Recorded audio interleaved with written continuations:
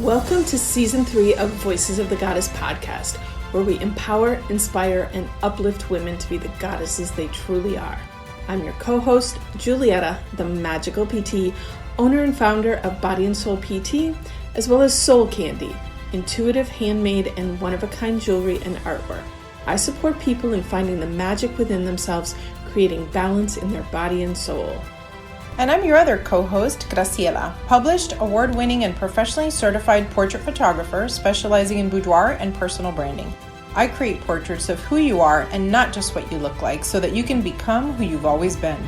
Join us each week as we sit down for a heart-to-heart chat, sharing stories and insights with listeners across the globe. Laughter and tears alike abound as we access ancient wisdom in modern times through unique and exciting storytelling, supporting you on your life's journey. Welcome to the circle and enjoy the show. Hello, everybody.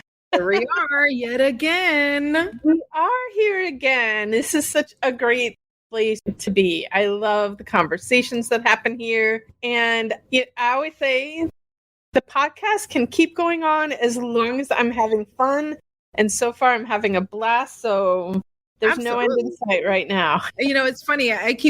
Sometimes I hear my own voice and I'm like, what am I so chipper about? And I'm like, you know what? I'm having fun. Like, this feels good. You know, like, you don't get a lot of things in life that always feel good, but being here and doing this always feels good. I'm loving this. It does feel good. And well, I think you've already gotten some feedback, but this is, when people let me know, either in person or by email or by comments, that they're enjoying the show, that they heard something that made a difference to them, that they heard just the right message that they needed to hear that day. Like, those things totally make the effort that goes into it, because it is effort. Sometimes I think people think like, oh, what's the big deal? You just turn on your computer and you talk. But there is a lot of work that actually goes into producing this. So for those of you that are thinking about podcasting, there is effort involved. Absolutely. But it's so worth it, and it's so much fun. And honestly, kudos to you for doing all those type of logistics. I am still on the step of getting the camera, the microphone, the computer, the coffee that has to be here, the water, the phone, everything plugged in. I literally am sitting here and it's like, I know I look so super cute on my couch, but this is like mission control. There's just so much equipment around me right now, but I'm thrilled and I'm excited and I'm glad that everything plugs into everything perfectly. So it's a magical little way for it to all come together. It is. So you talk about TikTok all the time. Oh my God. I love it. I have not TikTok, but you are, I know what TikTok is. I've seen something, because sometimes people share TikToks on other social media. So I've seen some TikTok, but it is absolutely, I can't even call it a guilty pleasure, because at this point it is literally a learning and teaching platform. Like, I have gone down so many little wormholes of TikTok. And not only have I learned things just about other cultures or about history or things that I didn't even know existed that I should have been taught and I never was, or maybe I was taught and I forgot. But what's really hysterical, the one that really hones in, is when you're watching a TikTok and you're like, oh, I've been called out. That's my life, right? And so there was one the other day that it was the person was imitating them doing an interview, and the interviewer's like, oh, and so what are some of your strengths, your weaknesses, and the person's like, oh, I work really well under pressure. And I was thinking to myself, yeah, me too. I'm so proud of myself. I work so well under pressure. And then at the end, it's if you work well under pressure, you may have ADHD. And I'm like, oh my gosh, I totally do. I'm time sensitive, big crunch, lots of pressure, boom. That's so me, right? And then the more you go down that wormhole, the more everything starts just popping out at me, right? So then I'm like, oh my gosh, me being a perfectionist, totally as a result of my dad being an alcoholic when I was a kid, all of these, so, I do 100 million things, right? I'm on this board, that board, I do the business, I got the twins, all that. Everyone's like, oh my gosh, how do you do so much? And I'm like, let's see, a little bit of neurodivergence, a little bit of childhood trauma. It has pockets. It's very trendy. I love it, because it really is how we're all put together, right? It's been so funny. I love TikTok. You should check it out. You might surprise yourself in there. The thing though is that, like you, I got a lot going on, and I don't know that I need to bring in one more thing that's going to absorb some of my attention. So I don't know. Set a timer? I don't know. We'll see. I'll put it on the consideration list, but I don't know. But I love hearing your stories about TikTok. Like that might be all I need. I'm to the point that as I go throughout the day, like if I'm at a doctor's office and I got 15 minutes to kill, right? Like I can TikTok there. Like it's no big deal. I'm not doing anything else. But then I save them. And so then at dinner time, I've got, my partner and the 2 kids at the table, and I'm like, oh, let me show you the TikToks I saved today. So I'm telling you, it's part of our family. Well, there you go. Are we ready for our guest today, Graciela? Speaking of family, here she comes. Here she is. Hi, Christina. Hi, how are you? Good. Welcome to the show. Welcome. I want you to introduce yourself, but before you do, I need to do full disclosure and let you all know I know this woman and I love this woman. As soon as she introduces herself, you're going to know why. But yeah, let's do it. Tell us a little bit about yourself and what you do.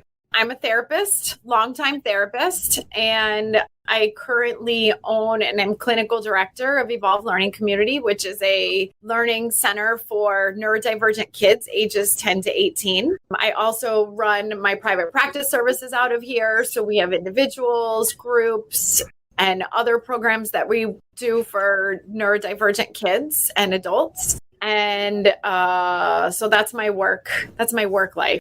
I love too that you're dealing with the what we call older kids. As I'm a physical therapist by profession, and definitely way outside the box. But a lot of my patients over the years have included people in your population. And I know a lot of the parents have had a lot of frustration through the years of finding places that really fit them. And, it's like we're almost always trying to fit these kids somehow, like finding ways to fit them into the old mold as opposed to just creating their own space for them. So thank you for what you do. Thank you from me and from all of that population that needs those services. And hopefully this will inspire more people to create services for this population. I hope so. I feel like, in my private practice and when I worked at schools, I found that a lot of our kids were,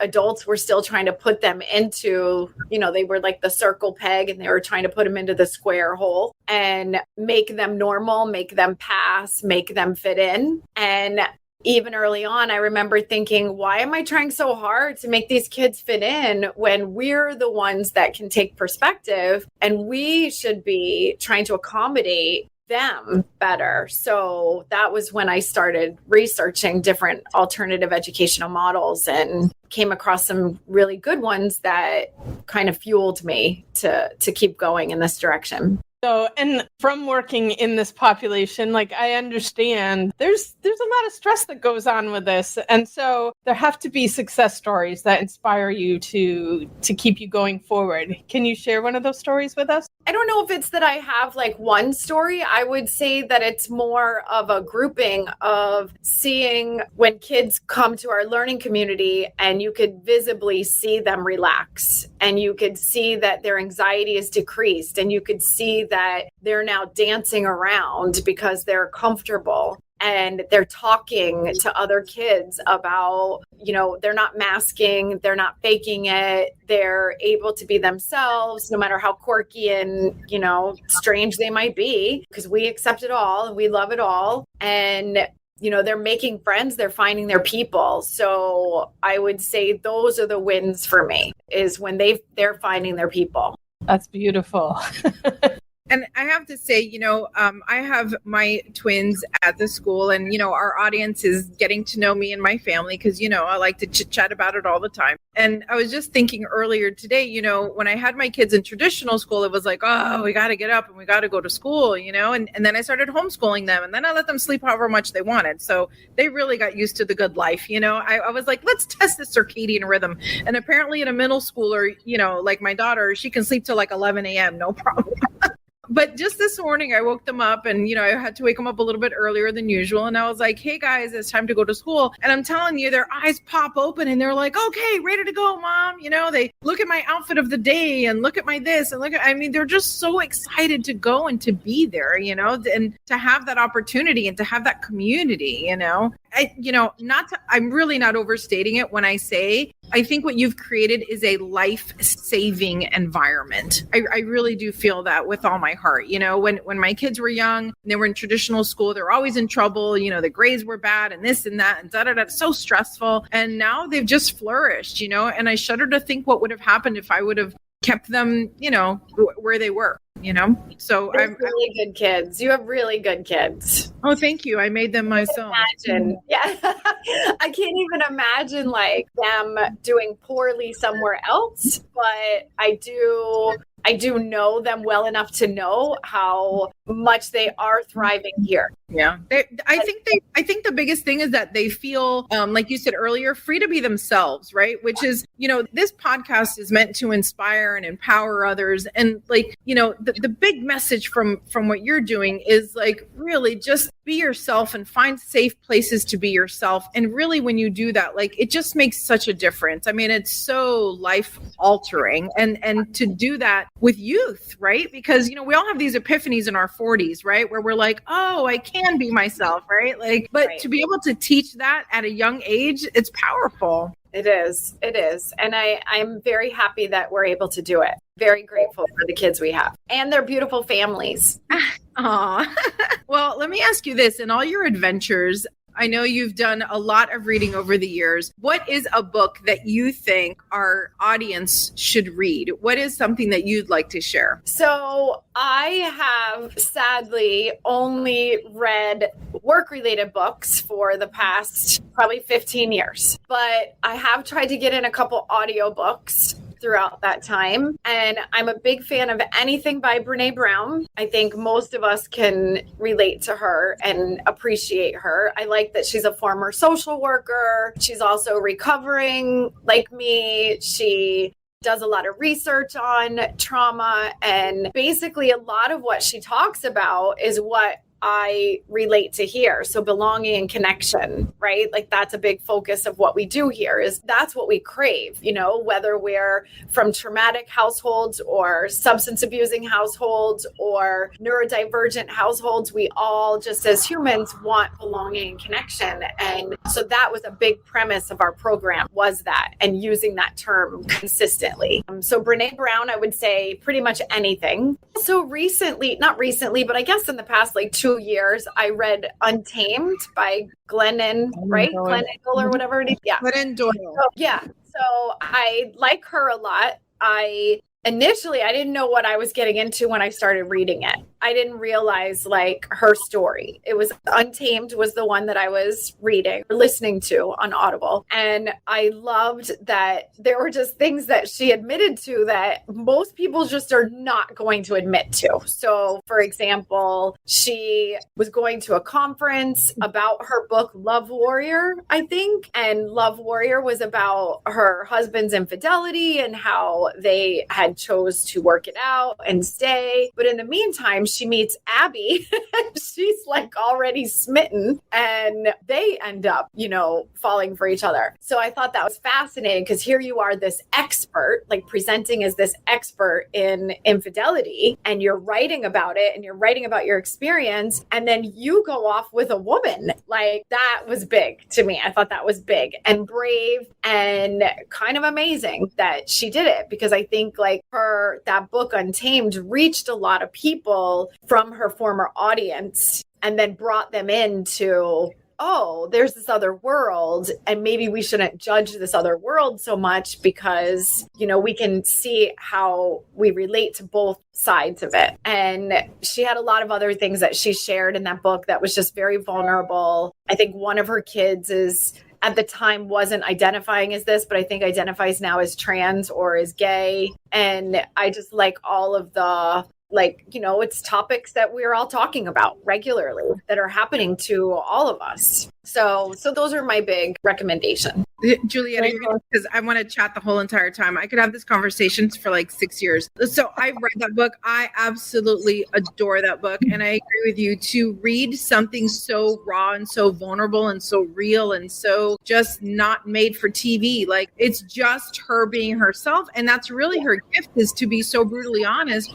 And what a gift to us, right? Because then you can hear all that and be like, oh, wow. So it's okay to just be myself. I think that's the theme of our last couple episodes, huh, Julietta? Is that the authenticity of it? Well, and it's the kind of the why we exist, for everyone to be empowered and inspired to be themselves. And it's okay. You know, we've just been so programmed from such a young age to try and fit in and try and do what everybody else is doing and like what everybody else likes. And the world needs everybody to be themselves to heal. And, you know, people, you know, like Glennon Doyle putting out this book and showing everybody that it's okay to be you. And it's the more people that can speak out and share their stories, and it gives everybody else the okay to go forward and be their true selves. So we need more of that. We need more of people sharing their authenticity. And yes. One of the very beginning of that book has, I'm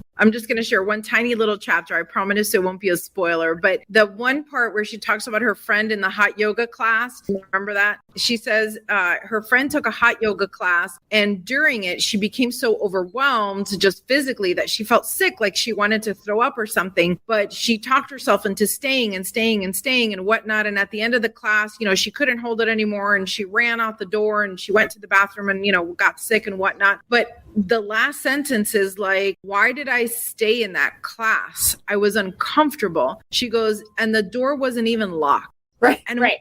I mean, right? Like, how powerful is that? Like, why did we do that? The door wasn't even locked. Right. There's a story that my yoga teacher used to tell about an elephant who had been tied to a chair when it was little, or chained to a chair, or chained to something when it was little. And then it grew up with the chain, thinking it couldn't do anything, but obviously it got bigger, and it's just a chair. Like it's a very powerful thing. And awesome. Well, and I feel like both Glennon Doyle and Brene Brown have lots of great advice for women. But what is a piece of advice you've learned from a woman, Christina, that has changed her life? I don't think that that's possible to answer. Like, I don't think there's one piece of advice. I think that there's a lot of women who have influenced me. I was in, and probably starting with, you know, I first should say that I think there's women who have influenced me to be better, and there's women who have influenced me to not do what they did. So I think I can look at both of that. And, you know, I was in a halfway house when I was 19 for drug addiction and alcoholism, and I lived with 11 women. And the director, Ruth, was incredible. She was she was my therapist. And then there was another counselor there named Beth, and then there were the 2 house women that lived there. I remember one's name Annie. I don't remember the other one's name. It was so long ago. But those women influenced me like tremendously. They nurtured me. That I came from a very traumatized home. So I didn't get like a good upbringing from healthy parents. And these people were my parents, and they were therapists. And so I knew I wanted to be a therapist. So maybe in some way they inspired me to be a therapist. You know, I don't know. I think there's it's complex. I think there's too many factors at play in my life to be like, oh, there's this one person who made this one statement. Like, I just don't feel like it works like that. There's many statements and many, you know, quotes that I say in my head on a daily basis to get through really hard things. One of them being Glennon's, I can do hard things. There's a picture. Well, it's covered right now, but back there I have a picture framed, and it says, I can do hard things. Other ones are, you know, 12-step program things. This too shall pass. One's a yoga one. No feeling is final. So I have different things that, you know, people have said. I know that I've had some really great women in my life, and Ruth being the number one person. And I found her on Facebook, I guess, a few years ago. So like, I've been clean for 35 years. So I hadn't seen this woman since I left the treatment center. So that was a really long time ago. And then when I found her on Facebook, I tell her all the time, I'm like, you have no idea like how powerful that relationship was for me. That's so beautiful. And thank you for sharing so much of yourself. I love that. Glennon would be proud. But this is now, I think well, at least for me, in the second episode where, the being comes up so much, because, we want nuggets, right? We want that one little statement that is going to change your life, but truly it's what you're doing all day, every day that changes your life. It's all those little moments put together that create that impact, very powerful. I do like the nuggets that you say to yourself all the time, though. Those are all really good. And honestly, I say them all the time. I can do hard things. Like that's my self-talk, lots of self-talk. Absolutely. Well, it sounds like you've had I was about to say very long, but that's going to come across ages. No, you've had a very full life. Yeah. And one of the things we love to ask, I think a lot of people carry a lot of regret. This happened in my life. I wish I wouldn't have done that. I wish I would have done this or that or whatever. Or, to the opposite, right? Like, oh, this was really scary. And, I'm so glad I did it, even though I failed at it or whatever, or at least I tried, things like that. Do you have an experience that you will never regret? Something that you really feel like, man, I'm so glad I had this experience. I mean, again, I don't think it's one thing. I think there's a lot of things that I've done that I feel really good about. And starting this program, like sometimes I do think sometimes I laugh because I'm like, what kind of grandiosity was I going through that I thought I could do this? Like, this was a really big endeavor, but I think that there was a lot of other things that led up to this point that got me here. And there's things that I continuously do to stay here and to keep growing and keep expanding. I've done things for growth. So I have a black belt in karate for my personal growth. I've run marathons for my personal growth, but like, these are like, and yoga, of course I do yoga. So I'm not leaving the room because I'm uncomfortable. I stay in the room because I'm uncomfortable and I want to get through discomfort. Right. So I know she used it as a metaphor for a different reason, but I try to teach our kids to be uncomfortable and to sit through being uncomfortable, because that's something like we all need to learn how to do. So I would say starting the school is something that I'll never regret. I mean, there's a lot of things I won't regret because it's all led to who I am now and the personal growth that I have. And I wouldn't have been able to get to where I am or be the person I am had those things either not happened to me or that I didn't choose to participate in those things. There you go. We can all do hard things. Yeah. Yes. We can all do hard things. Yes. So we've talked about a lot of hard things, but what I want to know now is, what is your most sweetest, delicious memory? And I know Christina's going to be like, it can't be just one. No, this one I got this one nailed. Having my kid, of course. Yes. Having my son. So he's my inspiration for all of it. I mean, now he's a pain in my ass, but that's because he's 19 and he's at college and, he's his own person now, which is what I wanted, right? But it is, they don't tell you that, when you're raising your kids, they don't tell you they're going to be independent. Like, wait a minute. Right. This is a project I've put my life into. Now you're telling me you're leaving? That was the goal? I forgot. Dodging my calls, not reaching out, Yeah. But he's the greatest gift. And, I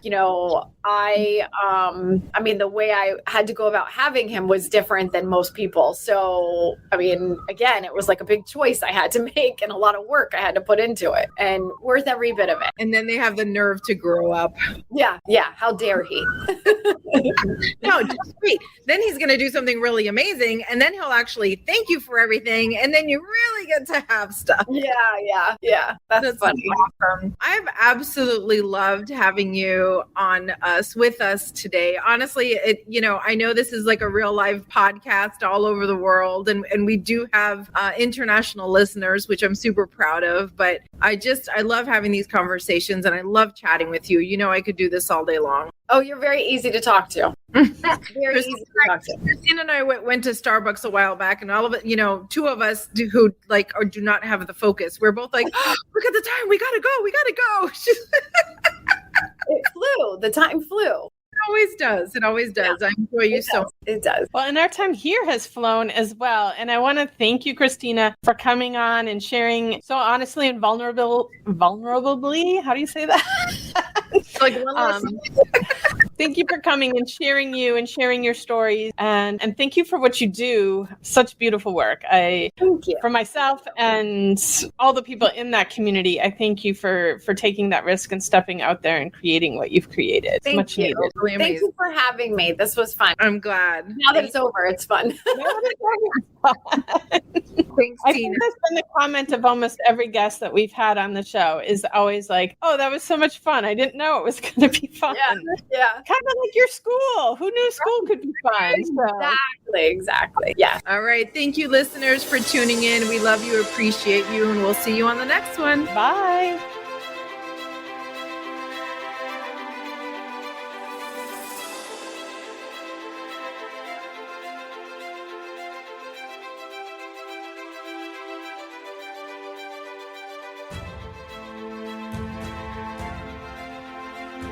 Thank you, dear ones, for joining us today. Make sure you check out the show notes for details on how to get in touch with either Julieta, Graciela, or today's special guest. Don't forget to subscribe, review, like, and share. Big love and gratitude for all of you. May the path before you be ever illuminated by your fellow goddesses. Shine bright and have a magical day.